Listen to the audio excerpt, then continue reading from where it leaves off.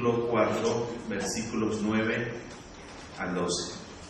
Permítanme decirles algo primero con relación a esta epístola. Por supuesto es de Pablo. Tesalónica era una ciudad importante. Llegó a ser la capital de la provincia de Macedonia, porque ciertos puertos por allí le hacían muy favorecida para el comercio.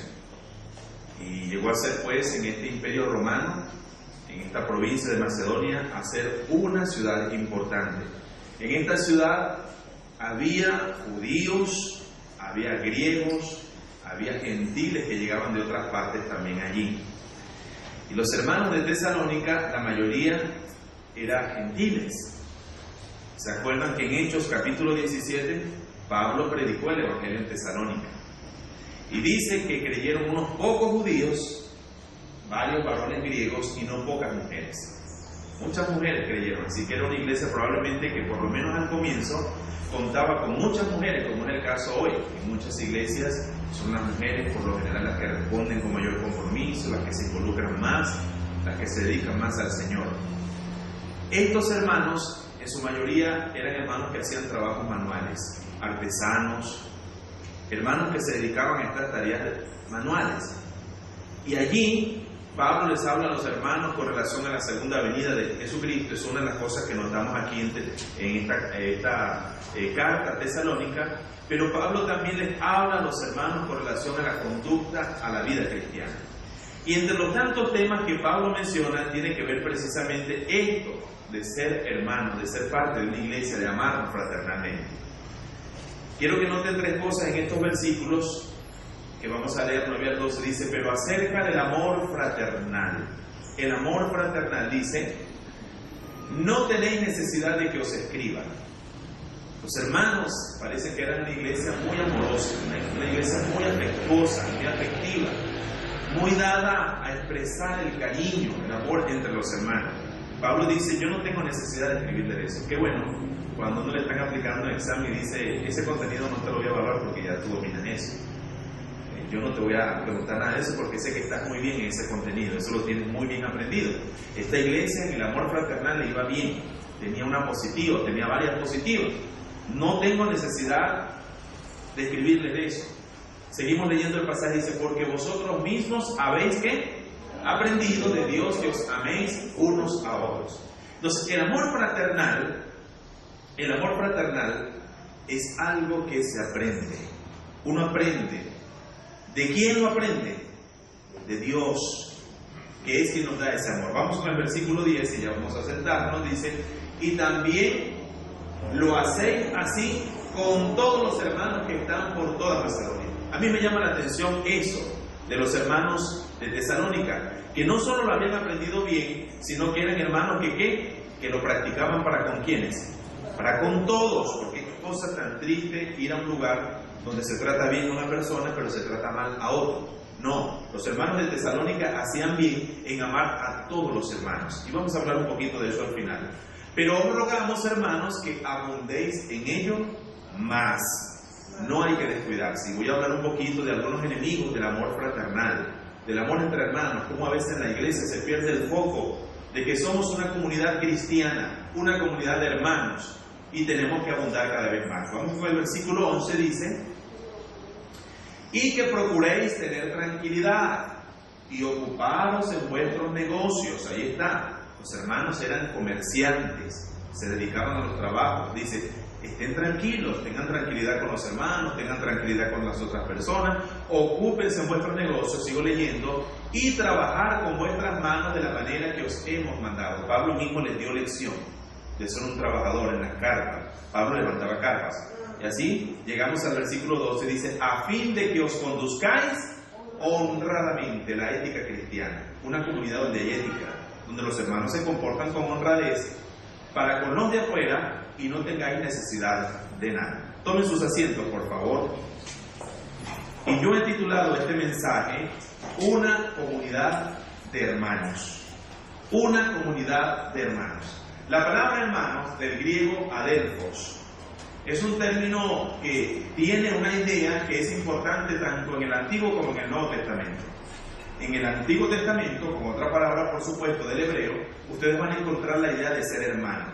No solo en el sentido de sangre, de compartir la misma sangre o de compartir la misma casa, sino que hermano se utilizaba para compañero, compañero de camino, compañero de viaje, compañero de un trabajo, compañero en la guerra. Se trataba de hermano, al vecino incluso, y es una idea de prójimo. En el Nuevo Testamento también está adelphos, del griego adelphos, que significa un hermano de sangre, un miembro de una misma familia, un miembro de una misma raza. Incluso significa el sentido de humanidad, porque si viene un hermano a ti diciendo, hermano, no tengo que comer, no es hermano en la sangre, no es hermano en la fe, es hermano de humanidad. ¿Tú cómo le vas a responder? ¿Con las manos vacías o simplemente con una oración? Así que el concepto de hermanos es un concepto amplio. No es bueno, dice la Biblia, que el hombre esté solo. Encontramos allí en Génesis. Y esa es una declaración con claras implicaciones relacionales. Fíjense usted, con ello Dios no solo estaba estableciendo el matrimonio, porque le hizo compañera a Adán, sino que con esa expresión Dios está hablando del carácter social del ser humano. Dios nos diseñó ¿para qué? Para vivir en relaciones. ¿Se acuerdan ustedes de aquella caricatura? Y disculpen, recojo mi cédula del piso, que le llamaban el náufrago.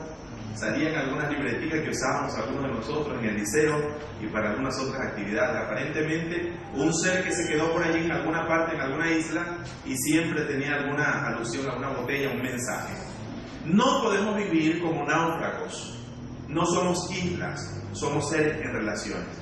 Se han hecho estudios importantes que demuestran que una persona que es aislada desde niño no puede desarrollar, por ejemplo, el vocabulario, el lenguaje, no puede desarrollarse saludablemente en su afectividad, en su aspecto cognitivo y en su aspecto social. Dios nos hizo para compartir con otras personas. Un teólogo llamado Dietrich Bonhoeffer dijo: el mismo Jesucristo vivió en medio de sus enemigos y al final fue abandonado por todos sus discípulos. Cristo llamó a personas para que estuvieran con Él. Y al final, estas personas se alejaron dejándolo solo, y fue muy triste. El que los cristianos puedan vivir hoy con otros cristianos en una comunidad visible que se llama iglesia, eso es una gracia, es una bendición. Y yo les voy a mostrar algunos distintivos de esta comunidad que se llama iglesia. Porque la iglesia es una comunidad de hermanos en Cristo. El título más grande y más importante que se puede mencionar en una iglesia, ¿cuál es? Hermano. Hermano. Por eso ustedes ven que yo rehuso aquí firmar los escritos con título académico y rehusamos nosotros hacer referencia a los hermanos con título académico, porque el título más grande y más importante que en una iglesia se puede mencionar es que nosotros somos hermanos, porque ese título nos recuerda que lo más grande que hay aquí es lo que Cristo hizo por nosotros, no lo que nosotros hemos logrado, no lo que nosotros hemos conquistado, sino lo que Cristo conquistó para nosotros. Y lo más grande es celebrar eso, porque somos hermanos. Porque Pablo dice en Efesios, que dice que formamos parte de la familia de Dios. Dios es nuestro Padre. Cristo se presenta como hermano mayor y todos los demás somos hermanos, compañeros en Jesucristo. En esta comunidad, lo más importante no es lo que la gente logra por su piedad, por su justicia, por su intelecto, por sus conocimientos, por su título y por su riqueza, sino lo que Cristo logró para nosotros. Ahora, hay cristianos que recriminan de su iglesia, de la iglesia en general. No estoy hablando de la iglesia local donde hemos creído o donde asiduamente asistimos. Hay personas que critican la iglesia como comunidad visible, no creen en la iglesia. Y como ocurre con una familia de carne y sangre, esas personas pasan toda la vida recriminando los defectos de su familia de la fe. ¿Ha escuchado? Y nosotros tenemos que preguntarnos, ¿qué debemos hacer? ¿Pasarnos toda la vida criticando las fallas de la iglesia o aprender a convivir, a amarla y a relacionarnos con ellas? Yo recuerdo, un pastor decía, con frecuencia hermanos vienen a la oficina a hablar conmigo y me dicen: pastor, es que no quiero venir más a esta iglesia porque en esta iglesia hay mucha hipocresía, hay muchos hipócritas. Y el pastor le dijo: pero bueno, hay espacio para uno más. Porque la comunidad de cristianos, y yo no estoy condonando pecados, en la iglesia no se puede permitir ni la ofensa a Dios, ni la inmoralidad, ni la falsa doctrina, ni el abuso de los seres humanos. No se puede permitir. Pero la verdad es que en el fondo la iglesia es una comunidad formada por personas con defectos. Todos tenemos alguna lucha, alguna miseria. Ninguno de nosotros es perfecto. Estamos en un camino ¿de qué? De perfección, de santidad, de buscar la justicia, de buscar la santidad, de enmendarnos y de parecernos a Cristo. Pero hay personas que recriminan constantemente de la iglesia visible y andan criticándola y malponiéndola. ¿Tiene defectos la iglesia? Sí, y está en un proceso de perfeccionamiento. De hecho, dice la Biblia que el Señor la está preparando para recibirla una esposa que pura, sin mancha, sin mancilla, sin arruga, una iglesia que no tenga arruga. Estamos en ese proceso. Pero gracias a Dios, y esta es la otra parte, hay quienes sí añoran a la iglesia. Y hay quienes sí damos gracias a Dios por contar con una iglesia local. Que aunque no vamos a ufanarnos de que es la mejor, de que es perfecta, pero sí es una comunidad que amamos. Les voy a dar algunos ejemplos.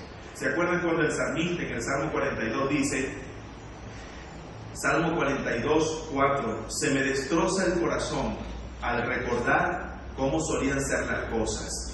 Yo caminaba entre la multitud de adoradores, encabezaba una gran procesión hacia la casa de Dios, cantando de alegría y dando gracias en medio del sonido de una gran celebración. ¿Quién dice esto? El salmista.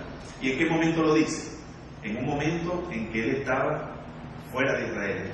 Dice que colgaban las arpas en las matas de mango, en las matas de mamón, colgaban las arpas y no querían cantar. Y se acordaban cuando estaban en Jerusalén y llegaba el tiempo de ir al templo. Y este líder, que era un líder de la adoración, dice, así eran las cosas. Yo me ponía delante, iba delante de los hermanos y cantábamos, añoraba el salmista, la casa de Dios y el compañerismo de los cristianos. Otro ejemplo, ¿se acuerdan de Juan, el anciano cautivo en la isla de Patmos? Este anciano que fue llevado allá y que fue quien recibió el Apocalipsis, la revelación. En Apocalipsis 1:10 dice, era el día del Señor. ¿Qué día era ese? Domingo. Era el día del Señor y yo estaba adorando en el Espíritu.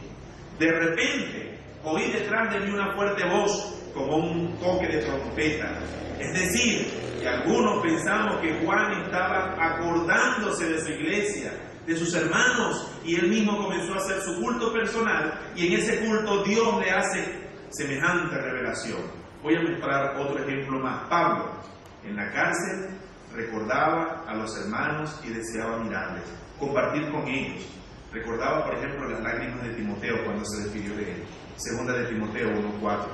Se acordaba de los hermanos de Tesalónica, que es donde estamos leyendo ahorita.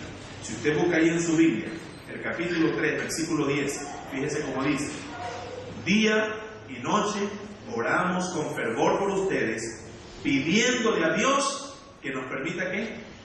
Volver a verlos y contemplar o completar lo que falte en su fe. Pablo, estando privado de libertad, se acordaba constantemente ¿de qué? De los hermanos. Pero le voy a decir una cosa. Hay personas que piensan que es malo desear estar con los hermanos. Eso no es carnal. Qué bueno cuando dice, oye, hoy es sábado, mañana voy a la iglesia. Porque cuando estoy allí, cuando entonamos ese himno, hay un dulce espíritu acá, y nos paramos y nos abrazamos. Ese abrazo me hace falta, esa sonrisa me hace falta, esa compañía de los hermanos me hace falta.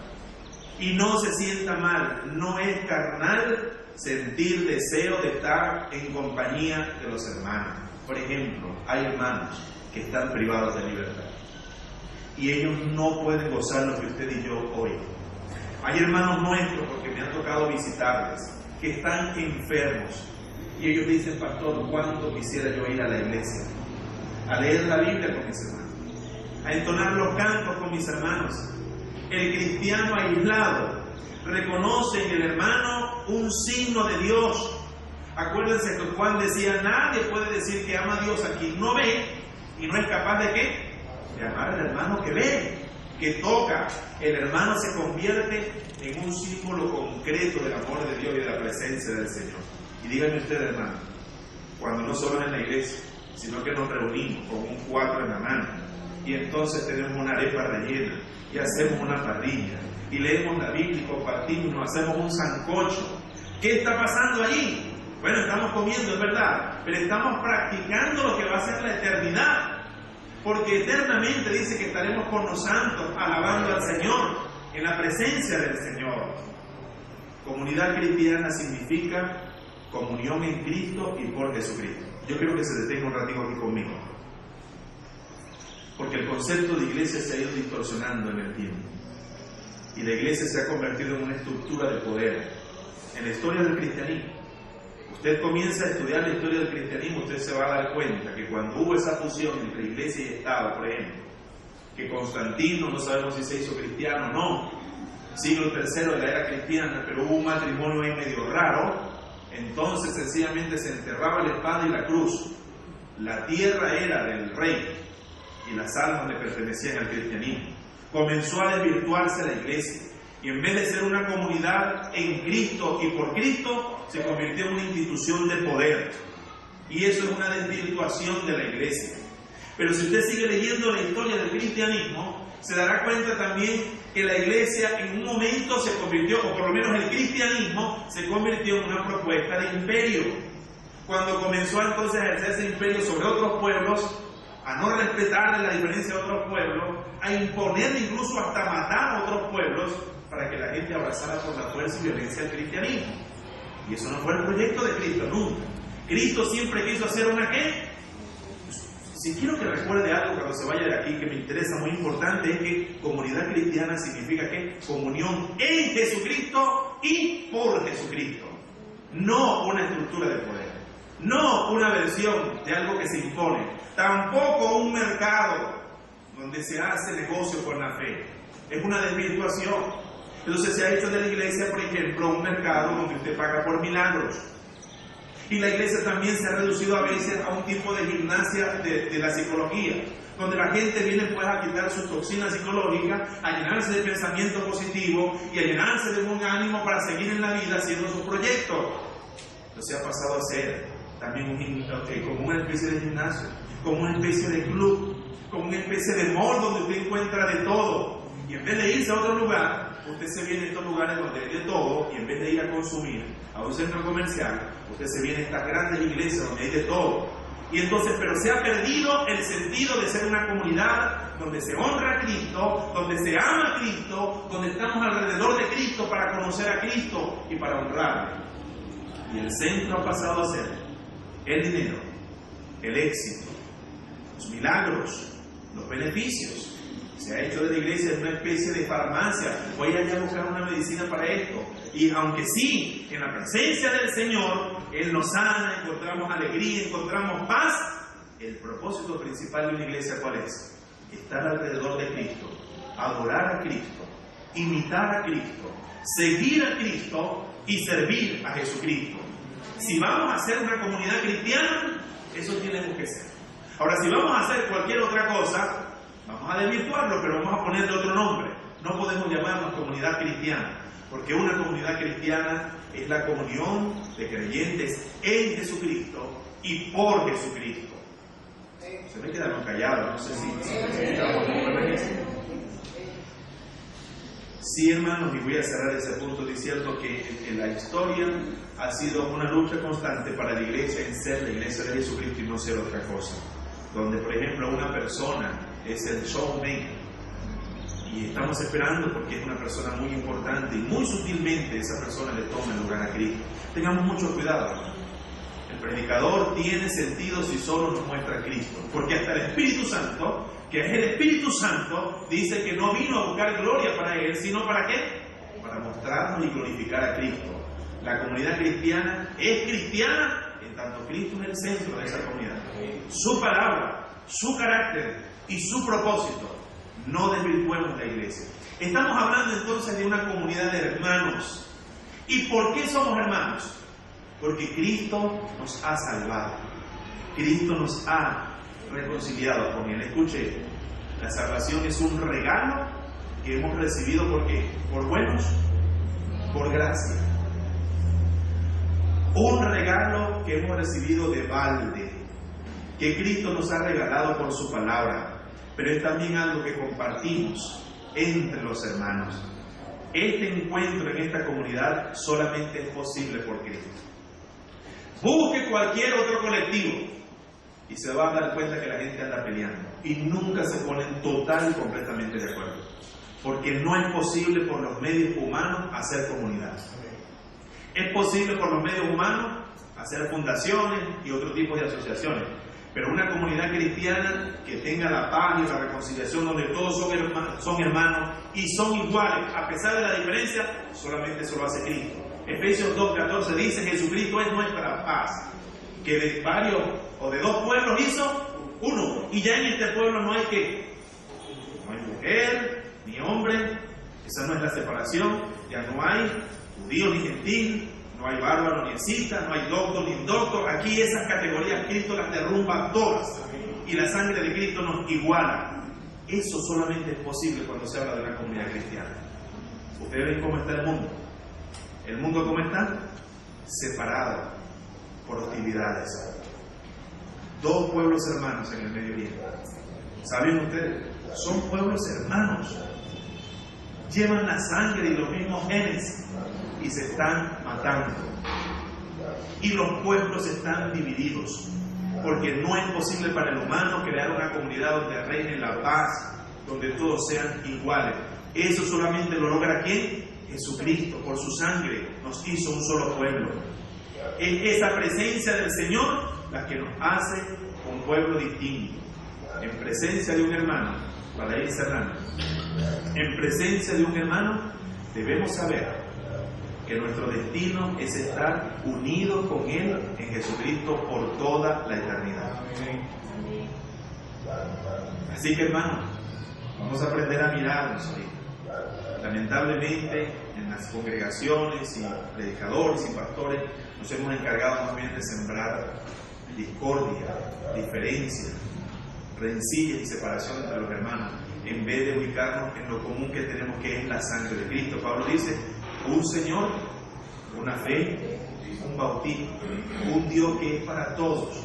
El humano exalta las diferencias y levanta barreras. Cristo, ¿qué hace? Derriba las barreras y nos hace uno por su sangre. En la comunidad cristiana lo más importante no es lo que yo necesito. Escuche bien esto. Lo más importante tampoco es lo que yo logro. Lo más importante es ¿qué? Lo que Cristo hizo por mí. Porque si usted hace de lo que usted necesita lo más importante, tarde o temprano vendrá por las dádivas y no por el dador. Si usted hace más importante lo que es su logro, es muy santo, muy piadoso y muy justo, tarde o temprano será como el publicano, o como el fariseo. ¿Se acuerdan cómo oraba el fariseo? El fariseo, ¿sí? ¿Cómo oraba? Señor, yo te doy gracias, ¿por qué? Porque yo ayuno tantas veces, yo diezmo tantas veces, yo soy muy justo, yo cumplo tal la ley, y no soy como ¿qué? Como este hermano que está aquí al lado mío en el baño. Yo soy diferente. Eso es, hermano, cuando lo más importante en una iglesia es lo que usted logra y lo que usted consigue, tarde o temprano usted va a caer en la soberbia y en el orgullo. Pero póngase usted a ver lo que Cristo ha hecho por usted y usted se va a dar cuenta que ninguno de nosotros lo merece. ¿Quién merecía la sangre de Cristo en la cruz del Calvario? ¿Quién merecía la salvación? ¿Merecía usted? ¿Merecía yo? Por eso ese himno, precioso himno, tal como soy, de pecador. Sin más confianza que tu amor. Con toda mi miseria, Señor, vengo a ti para suplicar tu gracia, para suplicar tu perdón. Lo que Cristo ha hecho por mí es lo más importante en la iglesia. Y lo que ha hecho en mí también lo ha hecho en los otros hermanos. Por eso nosotros somos hermanos. Quiero regresar como prometí al pasaje. Y quiero que veamos tres cosas ahí para llevar. Primera Tesalonicenses capítulo 4, versículo 9. Y fíjense ustedes cómo dice: acerca del amor fraternal no tenéis necesidad de que os escriba, porque vosotros mismos habéis aprendido de Dios.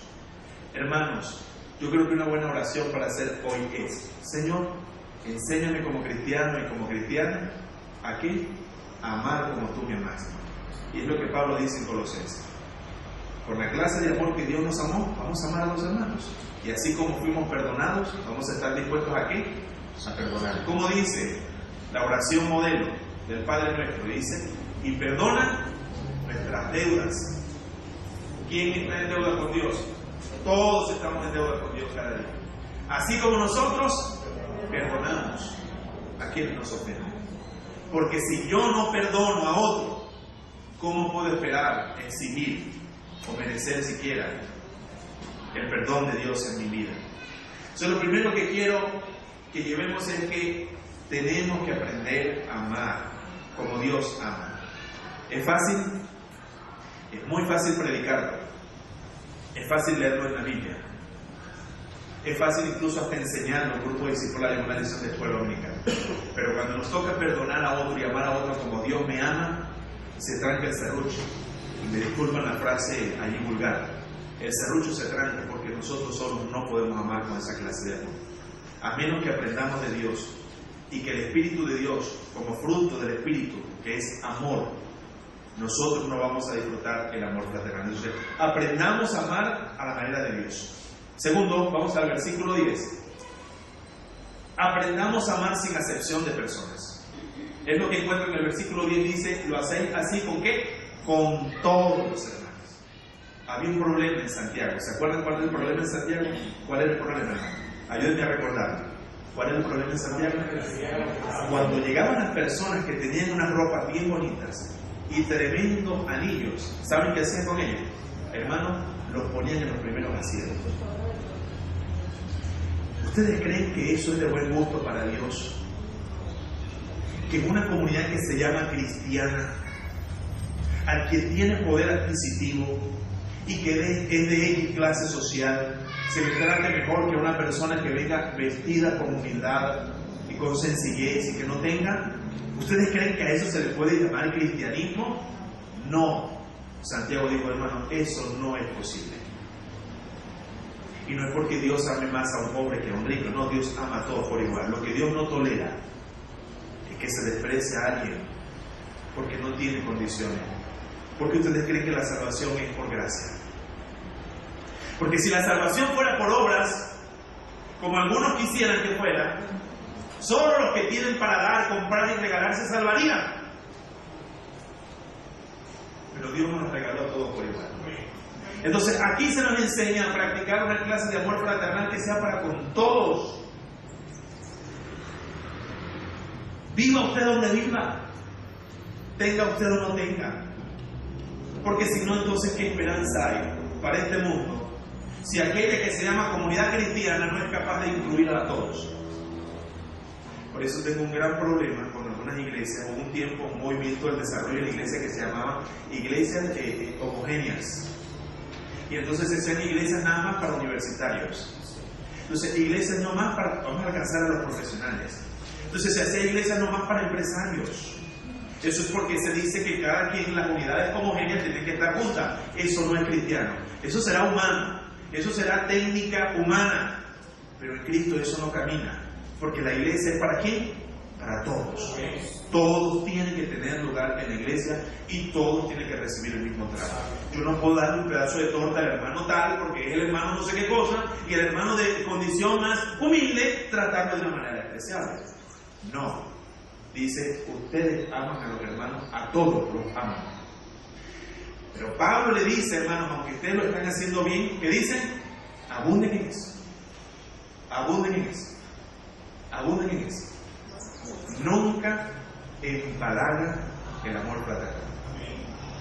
El amor fraternal. No solo de palabras, sino de hechos. Y la última cosa que vamos a ver. Vamos al versículo 11.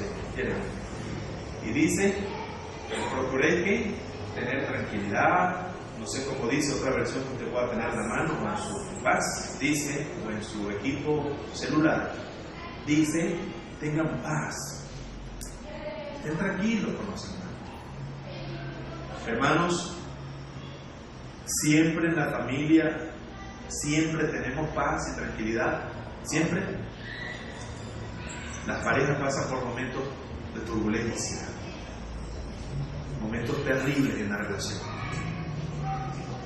Pero ya es suficiente con lo que pasa en el mundo como para que hagamos de la familia, en la casa y de la iglesia, otro ring de boxeo. El Señor nos invita a procurar la paz y la tranquilidad en las relaciones, a ocuparnos, a ser productivos, a ser responsables. Porque trabajando, y aquí está la ética de los hermanos, parte de la ética de los hermanos de Tesalónica, era que eran hermanos que eran invitados a vivir tranquilos, y eran hermanos que se dedicaban a trabajar con sus manos, se esforzaban para tener para ellos y para compartir con los demás. ¿Y qué dice el versículo 12? Y ahí cerraremos. El versículo 12 dice: a fin de que os conduzcáis, ¿qué? Honradamente. Honradamente. Que los hermanos cristianos tienen que ser honrados. Honrados para con los de afuera. Usted le puede encomendar algo a esa persona y lo hace. Usted le puede compartir algo y no lo divulga. Usted lo puede dejar solo en el negocio y no se va a perder nada. Porque los cristianos son una comunidad no solo de hermanos, sino de gente honrada. Honrada. Y no tengáis necesidad de nada. Vamos a orar.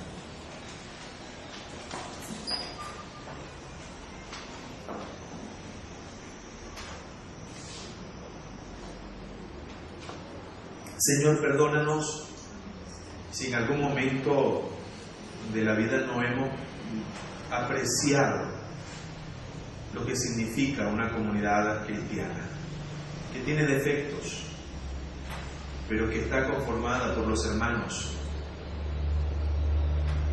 que han sido lavados por la sangre del Cordero. En estas comunidades también tenemos contradicciones a veces. A veces se desvirtúa la razón de ser de la comunidad. Y muchas otras veces, como dice Pablo, se introducen en medio de ella lobos con apariencia de piedad, vestidos de ovejas, que andan tras sus propios intereses. Pablo se lo dijo a Timoteo: ten cuidado de los tales, apártate de ellos. Tienen otros intereses. Padre, permite que el único interés de nuestra iglesia y de tus iglesias cristianas sea no el dinero de la gente, no levantar el imperio de un individuo, no promover las enseñanzas de un humano, sino exaltar a aquel que vive por los siglos de los siglos, al único que es digno de recibir la gloria, la alabanza, el imperio y el poder, el que derramó sangre por nosotros y que trayéndonos de diferentes lugares nos hizo familia en la fe. Y hoy los niños, las mujeres, los hombres, los ancianos, los hermanos de alguna condición o de otra, todos somos una comunidad de hermanos en Cristo. En Cristo, por Cristo y para Cristo. Bendícenos, Señor. Confírmanos en la iglesia donde nos quieres y tienes. Y que allí podamos vivir los momentos agradables, buenos, también los momentos difíciles.